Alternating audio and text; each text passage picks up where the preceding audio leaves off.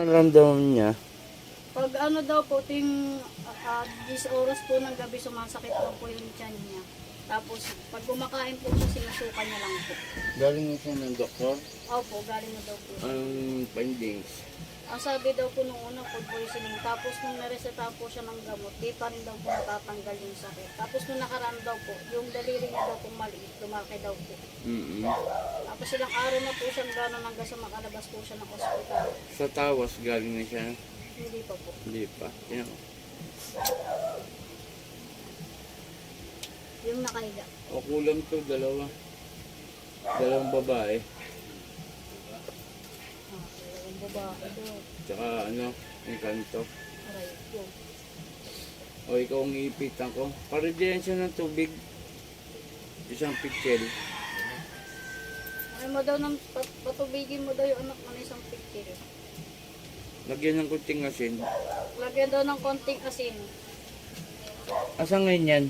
Nasa ospital po sa Tanay. Yung nanay po Tanay, kasi Rizal. Opo, ang nanay niya po kasi nasa Barin.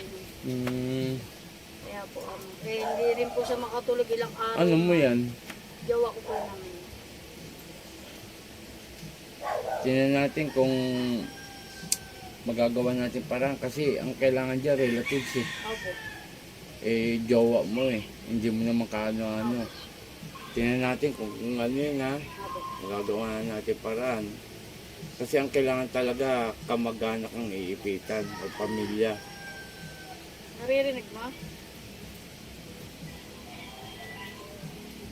Eh sabi ko kasi kung pwede ibiyahe yung anak niya. Eh kaso sabi nung hindi pwede ibiyahe yung paggaganyan. Kasi delikado yun sa kanya. Maganda sana kung nanay yung iipitan. So, ano po O kaya kasi kapatid, pinsan, yan, mga kadugo. Pero itry natin ha, hindi ako mangako. 50-50 ako dyan. Paready na lang muna ang tubig, kakargaan ko. Paano daw ng tubig? Paano mo daw ng tubig si Betty? Isang picture daw. Tapos lagyan mo daw ng konting asin. Konting asin.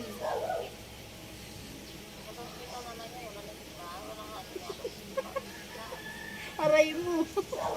Okay tayo dyan. Tapos sabi ni Kuya, Kung walang picture hospital yan, bottle water na lang. bottle water na lang daw. Betty. Kaya ako kasi ang tubig. Inom-inom nga niya yan eh. Paano mo daw ng bottle water daw? Sabi ni Kuya. Kung walang asin, hayaan mo na. Lagyan na lang mamaya.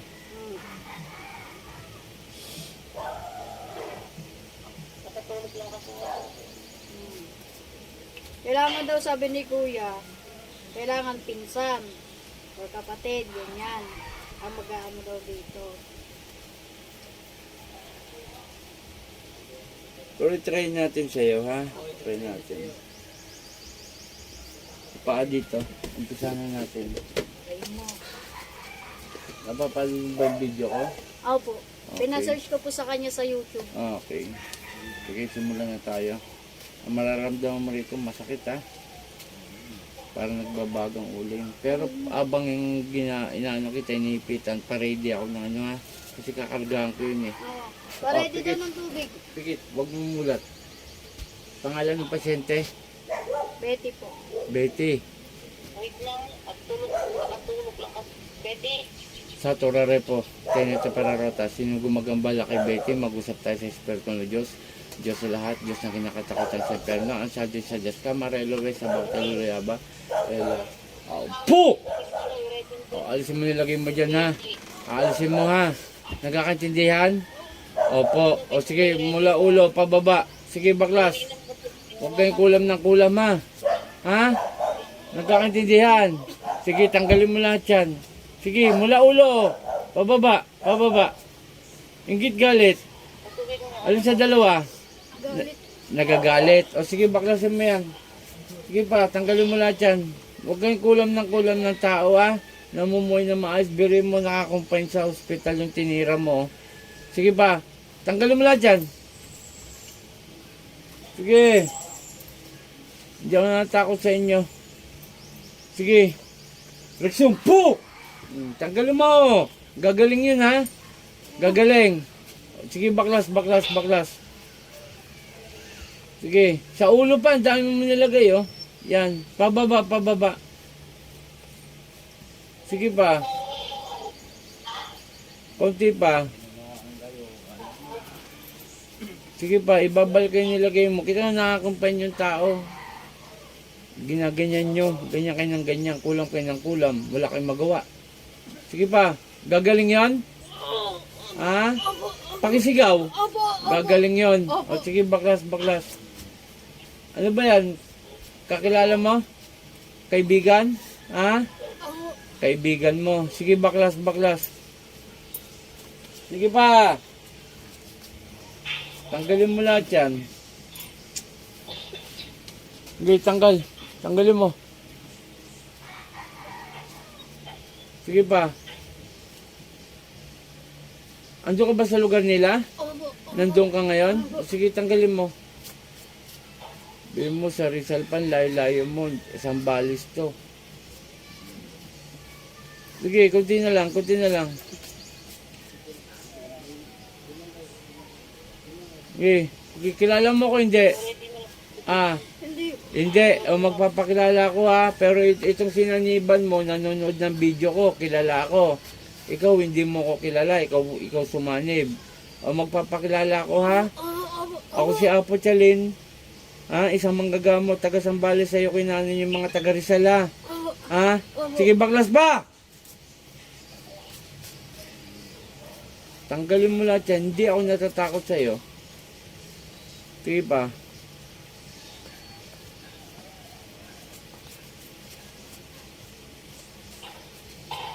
Kunti na lang, kunti na lang. Kunti pa. Babalik ko lahat nilagay mo dyan. Panginoong Kinso sa aking amang dakila, mingaw na basbasay na ibalik ko yung nilagay sa pasyente na nasa ospital ngayon. San ni Petri, Sakmek. Adal!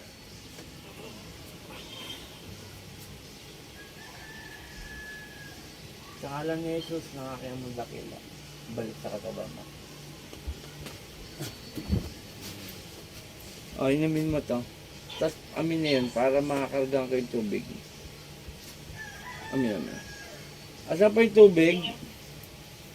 Yung tubig mo. Yung tubig po kayo. Okay na yan po, pare tubig. Okay na yan. Kakargaan ko pa yung tubig para mapainom nyo na, madam. Buksan mo na. Ano niya yan? Ito, Rizal. Rizal, ano to? Tanay Rizal. Tanay Rizal. Pakiano po yung ano, yung bunganga. Bunganga po, bunganga. Yan, ganyan lang po ah. Pangalan mo, madam. Yes, ano po.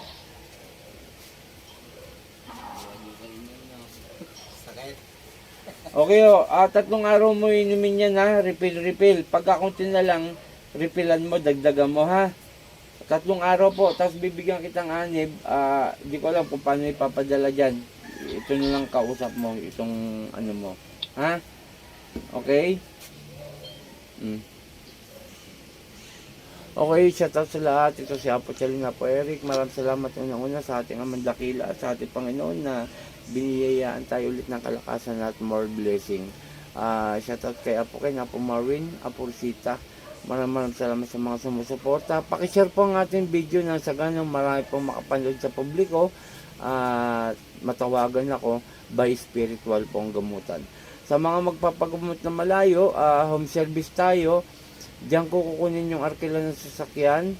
Then sa gamutan ko, donasyon lang. Humingi po ko ng donasyon para sa akin pamilya. Maraming salamat. Muli ako si Apo Eric Apo Chalin. Magandang umaga. Pooh!